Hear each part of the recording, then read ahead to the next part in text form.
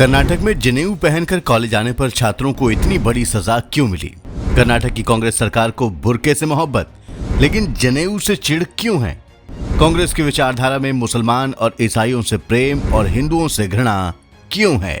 दोस्तों, केंद्र और राज्यों में अगर कांग्रेस की सरकारें आ जाएं तो सनातन हिंदू धर्म का क्या हश्र हो सकता है, इसकी बानगी आप कर्नाटक में बड़ी आसानी से देख सकते हैं। कर्नाटक में जब से सिद्धारमैया के नेतृत्व वाली कांग्रेस की सरकार आई है, तब से सनातन हिंदू धर्म पर कोई ना कोई प्रहार होता रहता है। सनातन पर हुए ताजा हमले में जनेऊ पहनकर परीक्षा देने आए छात्रों पर कॉलेज प्रशासन इतना भड़क गया कि उनका पूरा साल बर्बाद कर दिया। ये उस कर्नाटक सरकार का हाल है जिसे बुर्के में परीक्षा देने आने वाली छात्राओं से कोई गिला शिकवा नहीं है। वीडियो में बताएंगे कि क्या है पूरा मामला, बस आप देखते रहिए द कर्मा। दोस्तों, 16 अप्रैल 2025 को कर्नाटक के शिवमोगा के स्फूर्ति कॉलेज में जो हुआ वो चौंकाने वाला है। यहाँ परीक्षा केंद्र पर स्क्रीनिंग कमेटी ने हिंदू लड़के से जनेऊ उतारने को कहा और जब छात्र ने इससे इनकार कर दिया तो उसे वापस भेज दिया गया। लड़के ने बताया कि उसके साथ ऐसा गणित की परीक्षा वाले दिन हुआ, जबकि इससे पहले वो 2 परीक्षाएं दे चुका था। लड़के ने लगभग रोते हुए बताया कि कॉलेज प्रशासन ने उसका साल तबाह कर दिया। वो पूछ रहा है कि जनेऊ पहनने की इतनी बड़ी सजा मुझे क्यों मिली। इसी तरह का वाकया शिवमोगा के आदि चिटनगिरी इंडिपेंडेंट पीयू कॉलेज परीक्षा केंद्र और बीदर में भी हुआ। 3 हिंदू लड़कों को जनेऊ हटाने के लिए कहा गया। 2 लड़कों ने तो किसी तरह परीक्षकों से तीखे अंदाज में बहस कर एग्जामिनेशन हॉल में एंट्री कर ली, लेकिन जनेऊ पहने एक छात्र को लौटना पड़ा। इस लड़के की भी पूरे साल की मेहनत तबाह कर दी गई। दोस्तों, कर्नाटक में जनेऊ के खिलाफ इस तरह के सरकारी अभियान को देखकर बीजेपी और हिंदूवादी संगठनों के लोग आक्रोशित हो गए हैं। उसके बाद बीजेपी के प्रदेश अध्यक्ष ने खुद इस विरोध की कमान संभाली। बीजेपी के प्रदेश अध्यक्ष BY विजेंद्र ने हमला बोलते हुए कहा कि कांग्रेस सरकार, जिसे बुर्का पहनी छात्राओं से कोई समस्या नहीं है, उसे हिंदू धर्म के पवित्र प्रतीक में खतरा नजर आ रहा है। वहीं विपक्ष के नेता R अशोक ने भी कहा कि जनेऊ का अपमान केवल ब्राह्मण समुदाय का अपमान नहीं, बल्कि मराठा और वैश्य लोगों का भी अपमान है, क्योंकि वो भी जनेऊ पहनते हैं। बीजेपी ने CM सिद्धारमैया से तुरंत हिंदू समाज से माफी मांगने के लिए कहा।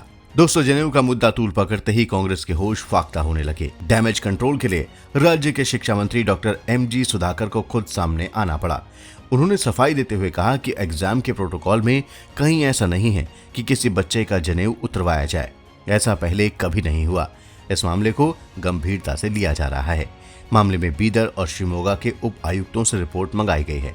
रिपोर्ट मिलने के बाद दोषी लोगों पर कार्रवाई की जाएगी। दोस्तों, कर्नाटक में जब से कांग्रेस सरकार आई है, तब से बार बार हिंदू धर्म के रीति रिवाज और आस्था पर हमला हो रहा है।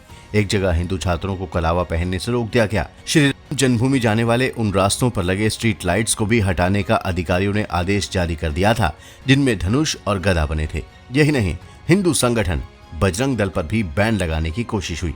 ये सभी घटनाएं साफ साफ दिखा रही हैं कि अगर दूसरे राज्यों और केंद्र में कांग्रेस की सरकारें आईं तो वहां क्या हो सकता है। दोस्तों, क्या कारण है कि कांग्रेस की सरकारें सनातन हिंदू आस्था पर तो हमले करने से नहीं चूकती, लेकिन जैसे ही मुस्लिम और ईसाई तुष्टीकरण का मौका मिलता है तो कांग्रेस उस पर तुरंत अमल करती है। दोस्तों, कुछ एक्सपर्ट्स का मानना है कि इसके पीछे कांग्रेस नेतृत्व और उसकी विचारधारा है। नेहरू के जमाने से लेकर राहुल गांधी तक गांधी परिवार के किसी भी नेता ने सनातन हिंदू धर्म की आस्था और मान्यताओं का शिद्दत से पालन नहीं किया है। बीजेपी का आरोप है कि कांग्रेस नेतृत्व की विचारधारा हमेशा से मुस्लिम तुष्टीकरण की रही है और सोनिया गांधी की इस परिवार में एंट्री के बाद ईसाई तुष्टीकरण भी उसमें शामिल हो गया है। दोस्तों, कर्नाटक में जनेऊ को लेकर जो विवाद हुआ, उस संबंध में कुछ तथ्य भी आपको बता देते हैं। कुछ लोग कह रहे हैं कि जनेऊ सिर्फ ब्राह्मण पहनते हैं, लेकिन ऐसा नहीं है। हिंदू धर्म का हर व्यक्ति जनेऊ पहन सकता है। हिंदू धर्म में कोई भी सनातनी व्यक्ति जनेऊ पहन सकता है, बशर्ते कि वो उसके नियमों का पालन करे। जनेऊ को यज्ञोपवीत भी कहा जाता है। यह हिंदू धर्म के 16 प्रमुख संस्कारों में से एक है। जनेऊ संस्कार 8 से 16 वर्ष के बीच होता है। जनेऊ संस्कार के बाद ही शिक्षा का अधिकार मिलता है। जो इस शिक्षा को ग्रहण नहीं करता उसे शूद्र की श्रेणी में रखा जाता है। इस प्रकार शूद्र का संबंध जन्म या जाति से न होकर शिक्षा से था। दोस्तों, जनेऊ को लेकर कर्नाटक की कांग्रेस सरकार के दौरान छात्रों के साथ जो बदसलूकी की गई, उसे लेकर आप क्या सोचते हैं? कमेंट बॉक्स में जरूर लिखें। वीडियो को लाइक और शेयर करें, चैनल को सब्सक्राइब करें और नोटिफिकेशन के लिए बेल आइकन दबाना बिल्कुल ना भूलें। धन्यवाद।